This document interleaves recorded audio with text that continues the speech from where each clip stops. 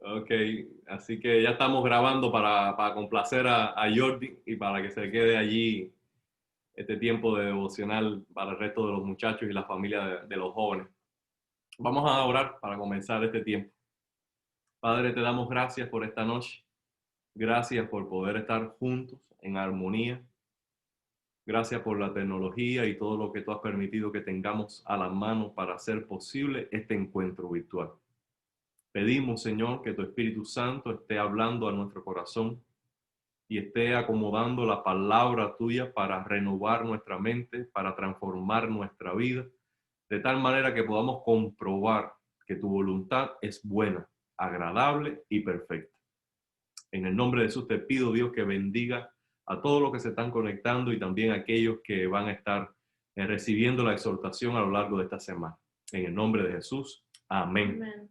Y amén. Entonces vamos a pedir a Eliana que me ayude a compartir la pantalla.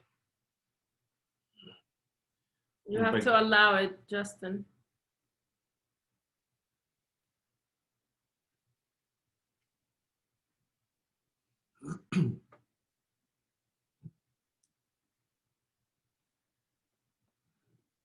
Buenas noches, Danielita. Dios te bendiga. Justin is not letting me.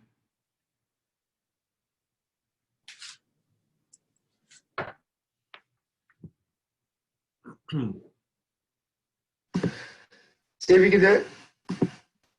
Nope. Es la computadora de, bueno, sí, la de Eliané. Yeah. ¿Ya? Ahí, dale, presenta ahí. Oh, my God, se me Ajá. fue. Vamos allá. Muy bien.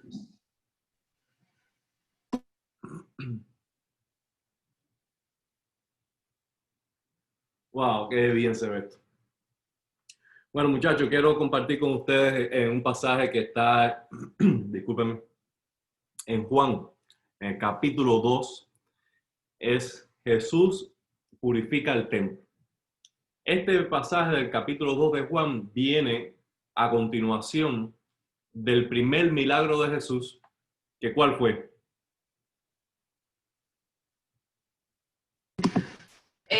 Cuando convirtió en vino, el cuento que te hiciste el domingo. Así mismo es. La Primera historia vez. del domingo, que fue convertir el agua en vino en la boda de Caná. Ajá. Estaba, dice, cerca de esa fecha, la Pascua de los judíos. Y Jesús subió a Jerusalén y halló en el templo a los que vendían bueyes, ovejas, palomas y a los cambistas allí sentados. Un dato curioso de este pasaje es que nosotros encontramos una historia semejante al final de Mateo y al final del Evangelio de Lucas, que Jesús, cuando en la misma semana que va a ser ya crucificado, él entra al templo y limpia el templo.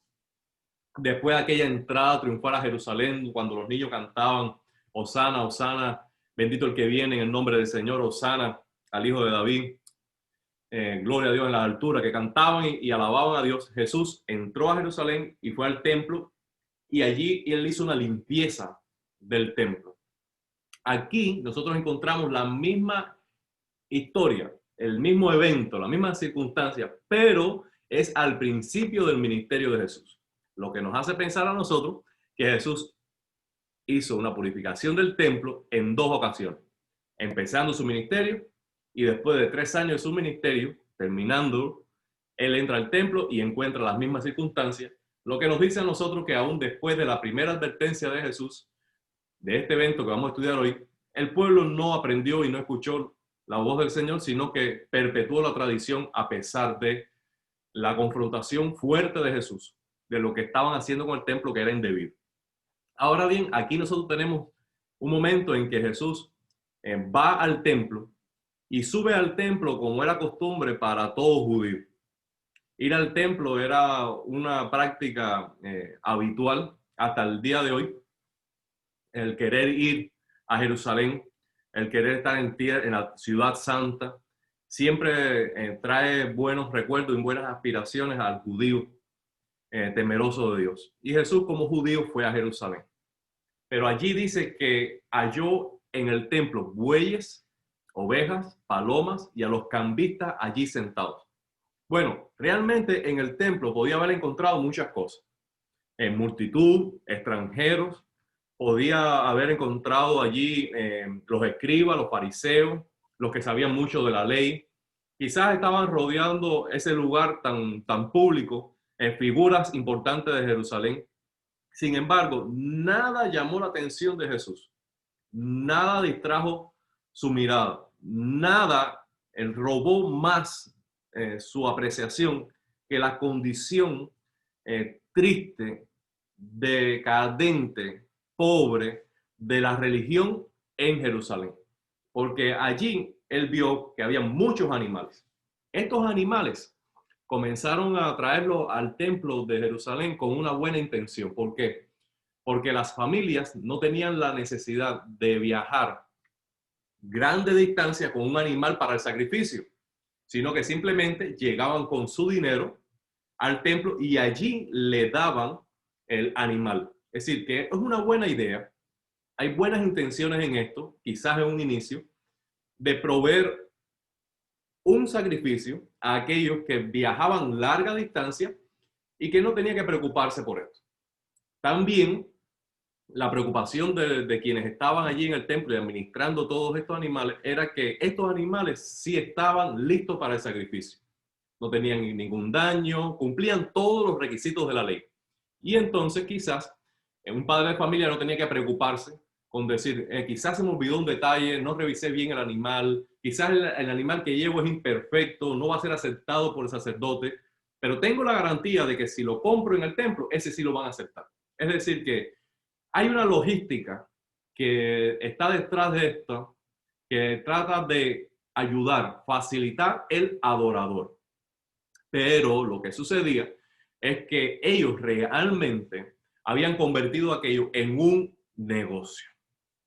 Y algo que quizás tenía buenas intenciones y que sí tenía beneficio, había robado la centralidad de la adoración. Había robado la paz, la quietud, la solemnidad, lo sagrado del templo.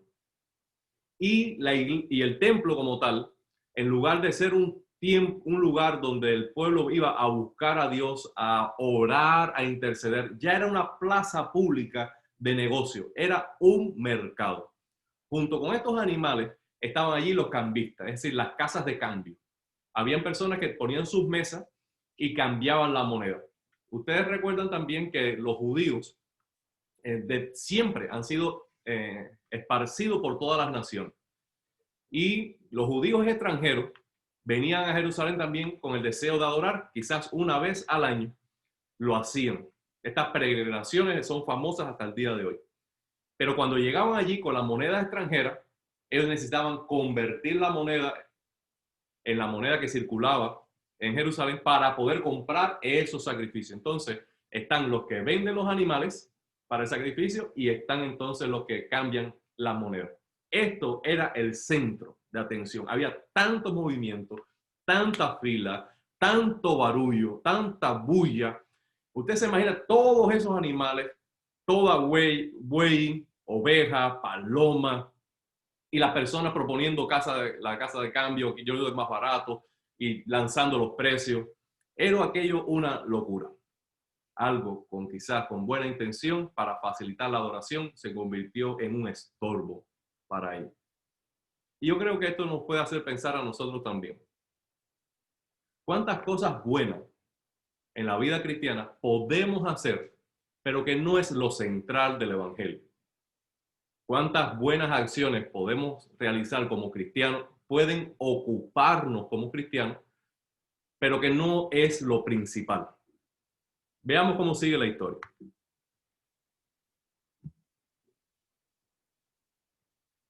Jesús no pudo resistirse ante este evento tan trágico y dice que se hizo de un azote de cuerda, echó fuera del templo a todos y las ovejas, los bueyes, y esparció la moneda de los cambistas, volcó las mesas y dijo a los que vendían las palomas: quitad esto de aquí, no hagáis de la casa de mi padre casa de mercado. Entonces, se acordaron los discípulos que está escrito, el celo de tu casa me consume. Bueno, ¿por qué Jesús se hizo de un azote? ¿Por qué Jesús se hizo de quizás un látigo? ¿Por qué Jesús se hizo de soga? ¿Qué usted se imagina que estaba haciendo Jesús con esa soga y esos azotes? Aún en esta foto pueden verlo allí amarrado en su mano. ¿Qué se le ocurre que hacía Jesús? ¿Acaso Jesús estaba golpeando a alguien? ¿Qué se imagina Jesús? Vamos, dígame algo.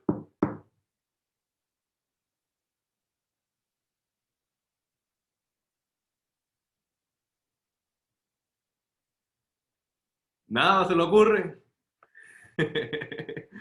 Yo creo que realmente Jesús no estaba golpeando a nadie, que Jesús no estaba dando el azote a nadie, no estaba agrediendo físicamente a nadie, pero Jesús se estaba revelando como alguien realmente allí muy violento, muy violento. Allí dice, el celo de tu casa me consume, como el cumplimiento de una profecía en la vida de Jesús. Jesús estaba consumido por el celo. ¿Qué cosa es celo? ¿Qué cosa es ser celoso? Díganme ustedes, ¿qué cosa es ser celoso? No. Vamos. Estoy cansado. ¿Qué es ser celoso? ¿Quién es alguien celoso?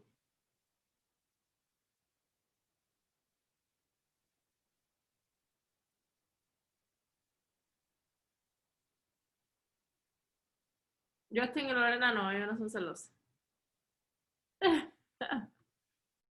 ¿Qué significa ser celoso? Voy a esperar por ustedes por la respuesta.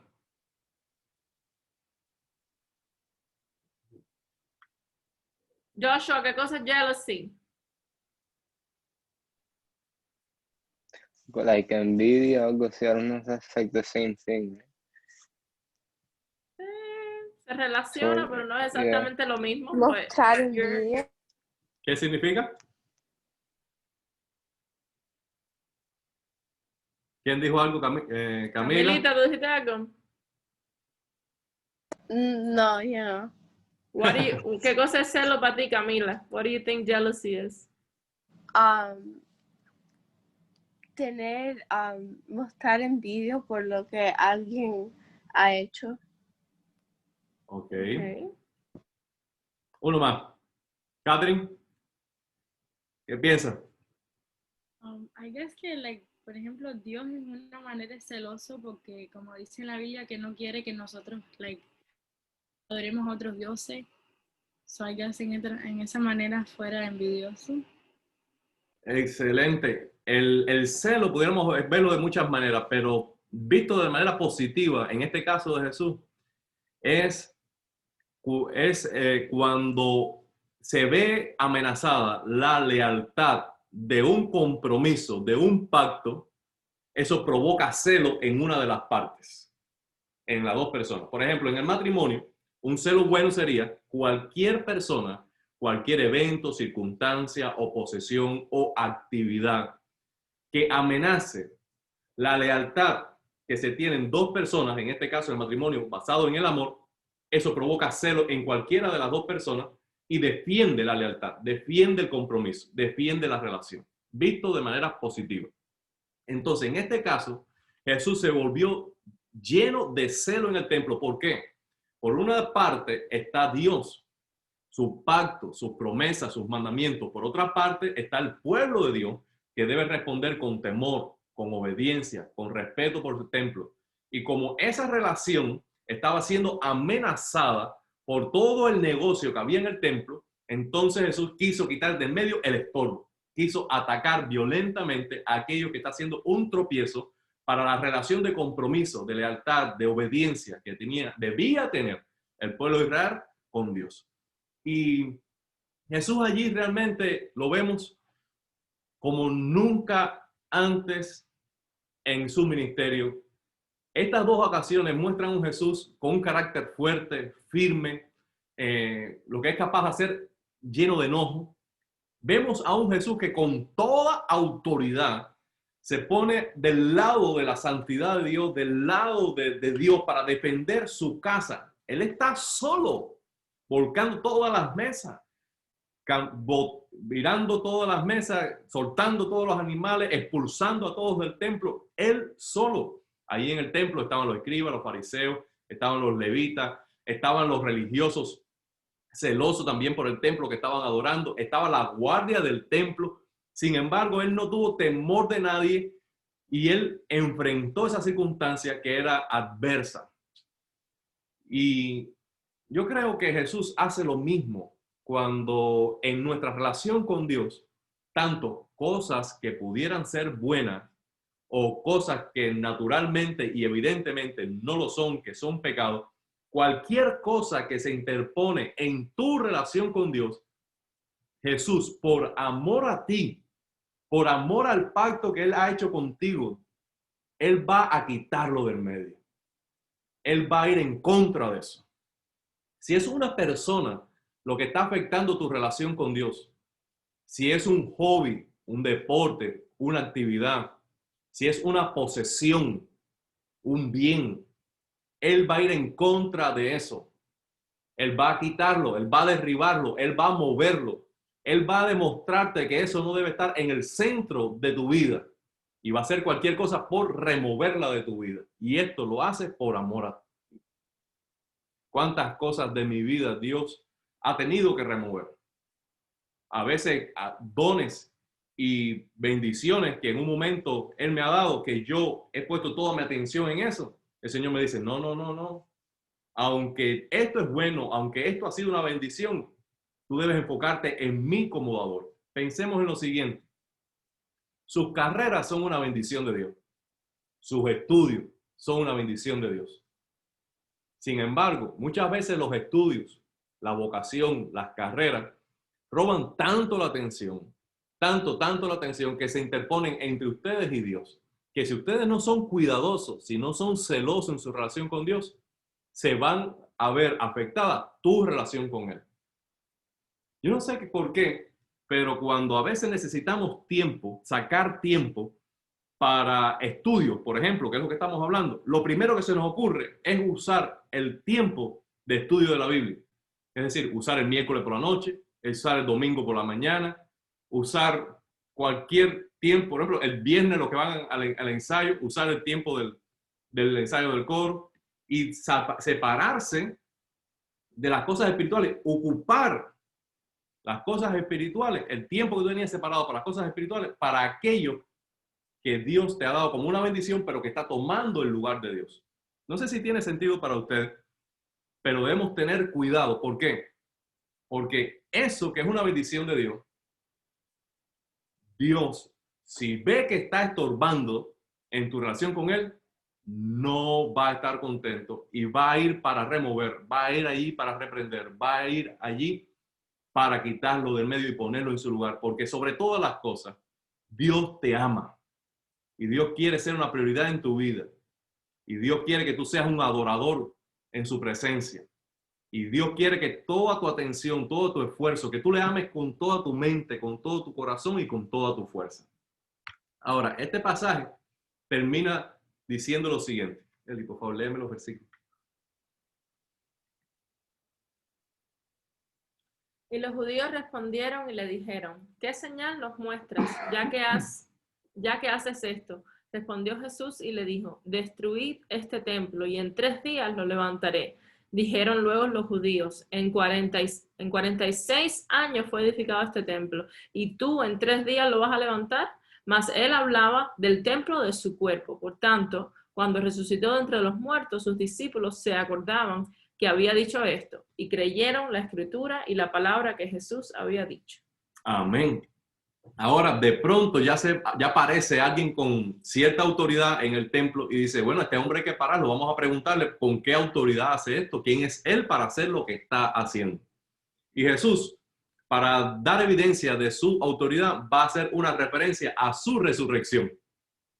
Es decir, destruir este templo, dijo, su cuerpo, y en 3 días lo levantaré. Lo que está diciendo Jesús es, quien está aquí en el templo tiene autoridad sobre la misma muerte. Es el dador de la vida. Es el creador de todo ser humano. Yo tengo toda autoridad para hacer lo que estoy haciendo. Algo curioso para mí en esta porción, al final, es que los discípulos, cuando Jesús resucitó, se acordó que él había dicho estas palabras. Y también en la porción anterior, cuando Jesús estaba volcando las mesas, ellos se acordaron de que el profeta había dicho, el celo por tu casa me consume. Lo que me habla a mí es de la acción del Espíritu Santo por recordarnos las palabras de Dios y por hacernos entender la palabra de Dios, por dar sentido a la palabra de Dios en nuestra vida. Cuando vemos este pasaje al final, dice de esta manera, estando en Jerusalén en la fiesta de la Pascua, muchos creyeron en su nombre, viendo las señales que hacía. Pero Jesús mismo no se fiaba de ellos, porque conocía a todos y no tenía necesidad de que nadie le diese testimonio del hombre, pues él sabía lo que había en el hombre. Ahora Jesús ve allí que alrededor de la fiesta de la Pascua muchos comenzaron a creer en él. Sin embargo, esa confesión de fe siempre estaba filtrada por la sabiduría y por la visión más profunda de Jesús en el corazón. Es decir, que Jesús sabe exactamente la condición espiritual de cada ser humano. Él sabe exactamente cómo está tu corazón. Por eso, pensemos en lo siguiente. Si nuestra vida fuera como el templo, y el templo fue dedicado para la adoración y la oración a Dios, tu vida, ¿para qué fue creada?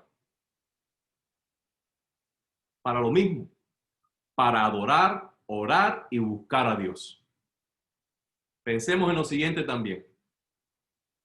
En lugar de una adoración enfocada en Dios, en el templo que había eran negocios. Lo que nos hace pensar a nosotros en lo siguiente. ¿Qué podemos estar haciendo con nuestra vida que no cumple el propósito de Dios? En tercer lugar, como mismo Jesús volcó las mesas y derribó aquello que se interponía entre el pueblo y Dios, así Dios, por su misericordia, va a enviar su palabra, va a enviar un siervo suyo, va a usar algunas circunstancias para remover de tu vida aquello que está haciendo un tropiezo. Y por último, nuestra confesión de labios no es suficiente. Lo que decimos que creemos no es suficiente. Lo que decimos que hacemos como cristianos no es suficiente. Debemos recordar que Jesús siempre está mirando el corazón. En esta semana yo les voy a animar a lo siguiente. Sé un joven, sé una joven de oración. Si estás dedicando 5 minutos, dedica 2 minutos más, que sean 7. Si estás dedicando 7, que sean 3 minutos más, que sean 10. Crece en esta semana en oración. Crece en adoración. Separa un tiempo a solas con Dios. Que tú digas en esta semana, yo soy una joven nueva de oración, de adoración, que busco a Dios. Ese es mi desafío para ti. Porque el templo de Dios fue creado para eso. Y ahora tú eres templo del Espíritu Santo. Y debes cumplir ese propósito. Amén. Yo le voy a pedir a Jordi que nos guíe una oración para terminar esta noche.